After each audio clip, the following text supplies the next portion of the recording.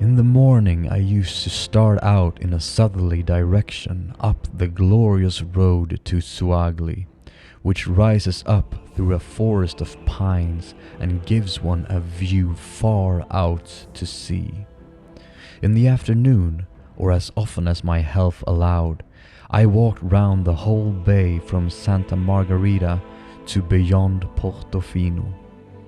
This spot affected me all the more deeply because it was so dearly loved by the Emperor Frederick III.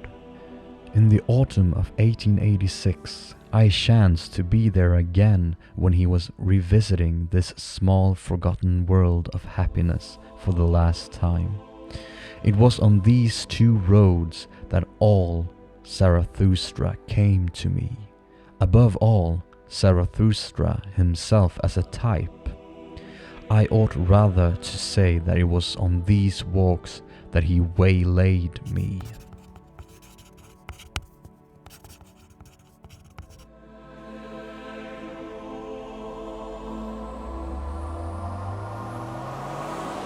Hello there everyone.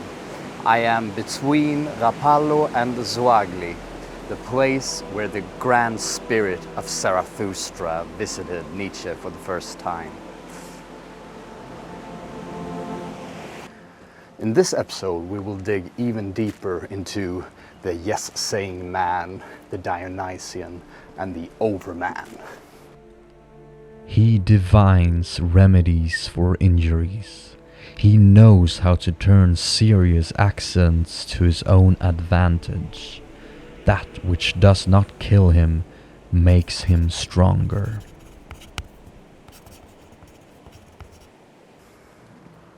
What doesn't kill him makes him stronger. A very common phrase used today, and it was actually Nietzsche who coined it. And if you were to describe Nietzsche's philosophy in one sentence, that should probably be it. But there's a lot of wisdom in that one sentence. So let's unpack it a little bit. What are you doing when you're hitting the gym and lifting weights? Well, you are not getting stronger at the moment of lifting. What you're actually doing is breaking down the muscles, breaking them for a moment, and then, during the rest, your muscles will recuperate and build themselves up stronger. And the same thing goes for your bones. If you happen to break one, at the point of fracture, if you let it heal, that part will actually become stronger. You usually never break a bone at the same place twice. So Nietzsche theorizes that the same principle is applicable to humans as a whole.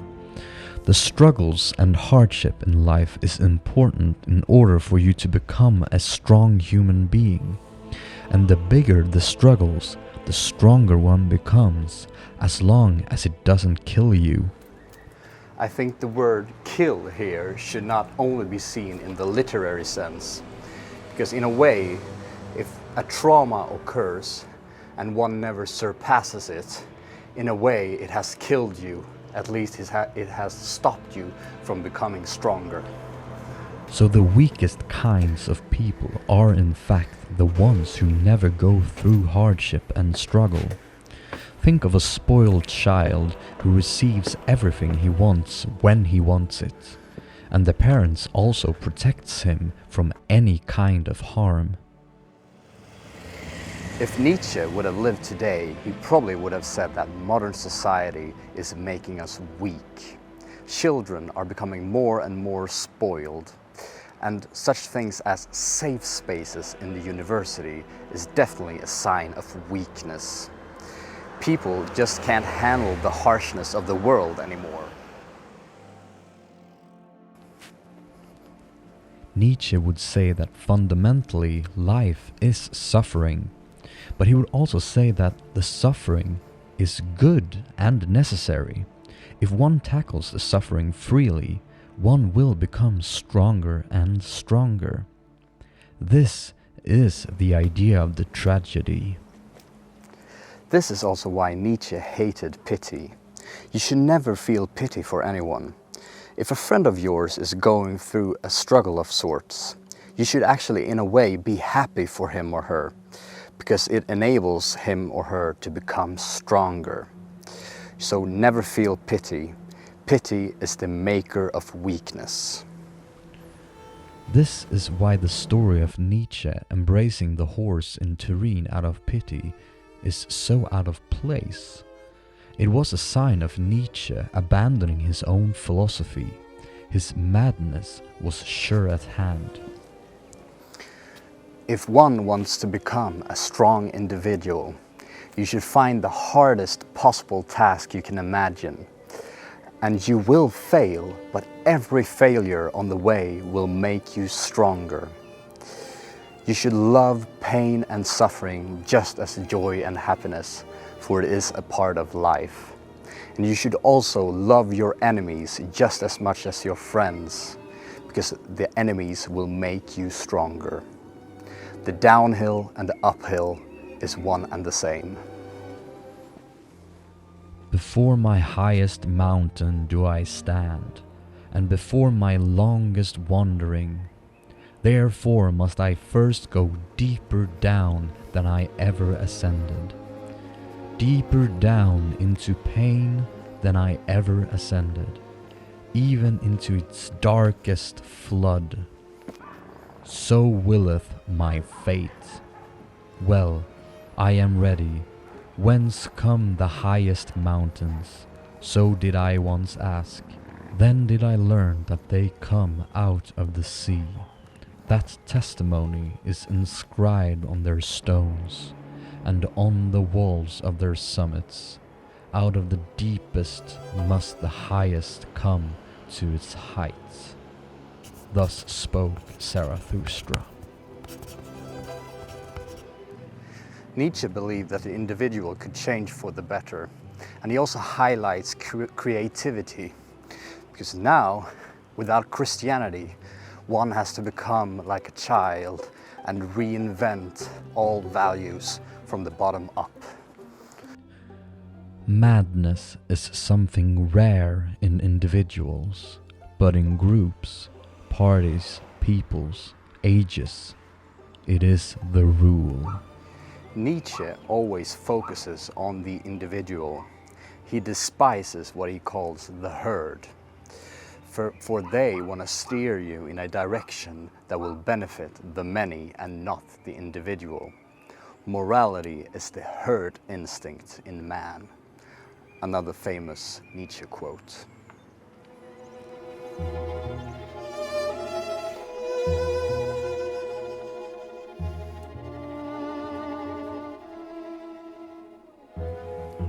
Nietzsche would always want every individual to think for herself, even if it leads to him or her rejecting Nietzsche's own teaching. So in a way, Nietzsche is the teacher without students. For if someone teaches absolute freedom, one is also free to reject freedom. I now go alone, my disciples. Ye also now go away, and alone. So will I have it. Verily I advise you, depart from me, and guard yourself against Zarathustra. And better still, be ashamed of him. Perhaps he hath deceived you. The man of knowledge must be able not only to love his enemies, but also hate his friends. One requiteth a teacher badly if one remains merely a scholar. And why will ye not pluck at my wrath? Ye venerate me, but what if your veneration should some day collapse? Take heed lest a statue crush you. Ye say, ye believe in Zarathustra. But of what account is Zarathustra? You are my believers, but of what account are all believers? Ye had not yet sought yourselves. Then did ye find me, so do all believers. Therefore, all belief is of so little account. Now do I bid you loose me and find yourselves, and only when ye have all denied me will I return unto you. Thus spoke Zarathustra. The very last part of Thus Spoke Zarathustra always intrigues me a lot. It begins with Zarathustra sitting outside his cave, and all of a sudden he hears a horrific scream, and he decides to chase after the scream out of pity. On his way he meets various strange people such as 2 kings, a magician, the ugliest human being, and even Zarathustra's own shadow. Here, Nietzsche leaves a lot of room for interpretation. For instance, when Zarathustra talks with the 2 kings, he always refers them to as the king to the left and the king to the right. But what does he mean by this? Is it the left wing versus the right wing? Or is it an abstraction of the powers between the East and the West? What do you think?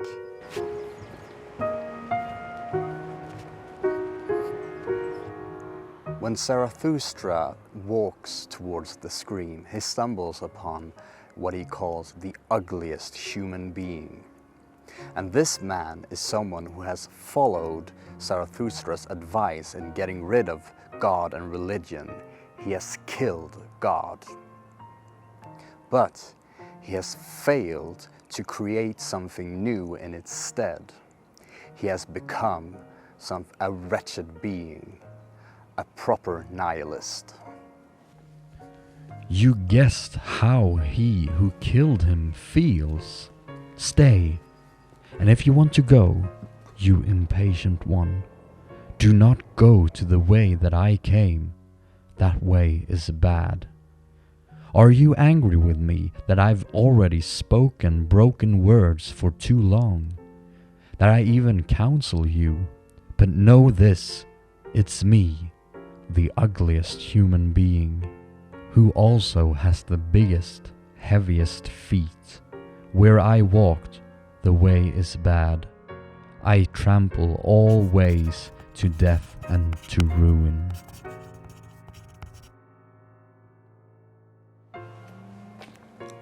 Later, Zarathustra has a conversation with his own shadow.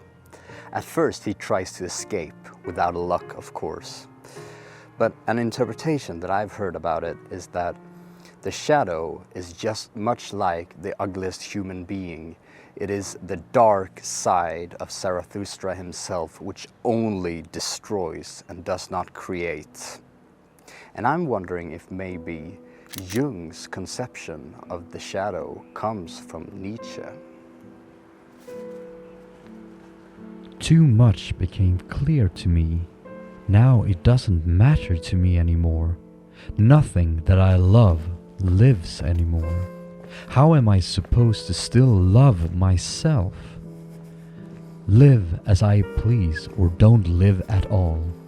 That's how I want it. And that's how the saintliest person wants it too. But alas, how could I still have pleasure? Do I still have a goal? A harbor towards which my sail turns? A good wind? Indeed, only the one who knows where he's sailing knows also which wind is good and which is his favorable wind. At the end of every conversation that Zarathustra had during his walk towards the screen ended up with him inviting them to his cave for a big celebration. God is dead, and now they're gonna celebrate life. And this section of the book is ironically called The Last Supper. Nietzsche refers to these people that Zarathustra meets as higher men. What he means by this is a little bit unclear, but at least they are not overmen. I would probably speculate that they are what Nietzsche calls the bridge for the Overman to cross over. They are still men, but they are necessary for the Overman to come into being. They have killed God without having created something in its stead. And now the celebration is about to take place with all these people inside of Zarathustra's cave. Now, something very interesting occurs. Zarathustra leaves the celebration for a moment to get some air. And while he does so, all of a sudden the noises from the celebration stops. Zarathustra goes back in, and to his astonishment, he finds these so-called higher men on their knees in prayer in front of a donkey. They had resurrected God in the shape of an ass. And you, said Zarathustra to the Wanderer and Shadow, you call and consider yourself a free spirit, and yet here you perform such idolatry and popery. Your performance here is more wicked indeed than it is with your wicked brown girls, you wicked new believer. Wicked enough, answers the Wanderer and Shadow, you're right, but what can I do about it? The old God lives again, O Zarathustra, say what you will. The ugliest human being is to blame for everything. He has awakened him again, and when he says that he once killed him, death is always a mere prejudice among gods. So what does this here mean? Well, to me, it really is Nietzsche trying to tell us how strong the metaphysical need is in every human being. Whenever someone has accomplished in killing God, one usually resurrects him again in the shape of an ass.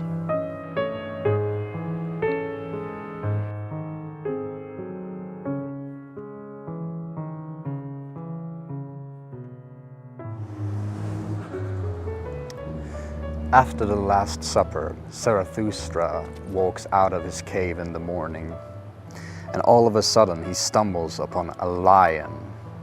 And when all these higher men walk out in the morning to greet Zarathustra, the lion roars, which terrifies these so-called higher men.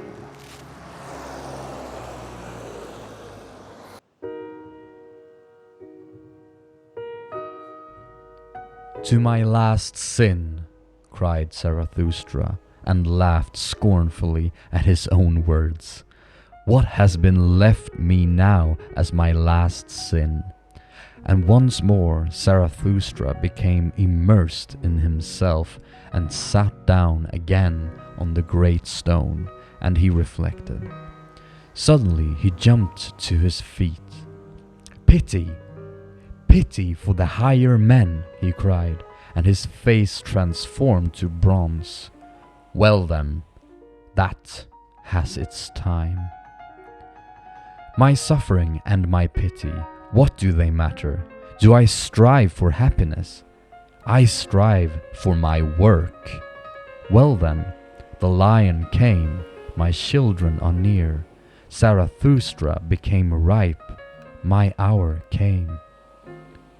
This is my morning, my day is beginning. Up now, up, you great noon.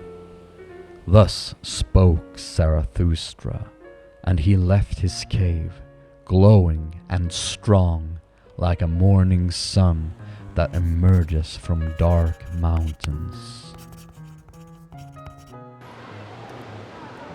Those are the very last words of Thus Spoke Zarathustra. Well, as always, everyone, thank you so much for watching. It's been a pleasure.